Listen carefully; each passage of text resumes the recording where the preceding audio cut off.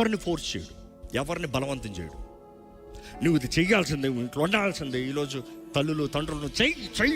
దేవుడు అట్లా కాదంట, ఆ పరమ తండ్రి అలా కాదంట. ఇదిగో నీ ముందు పెట్టా, ఏది ఏంటో నీకు చక్కగా వివరిస్తా, కానీ ఏంటి అది తెలుసుకున్న తర్వాత నిర్ణయించవలసింది నీవే.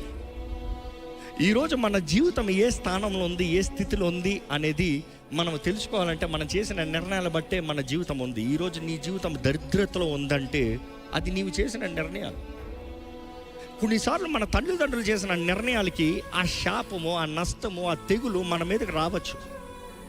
బైబిల్ చూసినప్పుడు చూస్తాము, దేవుడు అంటాడు పితరుల దోషంని 3-4 తరాలు నేను తీసుకొస్తాను. కానీ తర్వాత రాస్తాం చూస్తాం, అందులో ఎవడైనా సరే ఇదిగో నా తండ్రి పాపంలో నేను అంగీకరిస్తానికి ఇష్టపడతలేదు, నా తండ్రి పాపంలో నేను అంగీకరిస్తానికి ఇష్టం లేదు, నా తండ్రి పాపంని నేను ఏకీభవిస్తలేదు, నేను ఒప్పుకుంటున్నాను, నాకు అందులో సంబంధం లేదు, నా జీవిత విధానాన్ని మార్చుకుంటున్నాను. అక్కడ చూస్తే నీతి కార్యాలు చేయాలి, సత్క్రియలు చేయాలి. It has to change of life style. జీవిత విధానాన్ని మార్చుకుని ఆ వ్యక్తి కానీ సరిగా బ్రతికితే దేవుని ముందు ప్రకటిస్తే దేవుడు అంటున్నాడు, ఆ తండ్రి దోషాన్ని ఆ బిడ్డ మీదకి తీసుకురాను.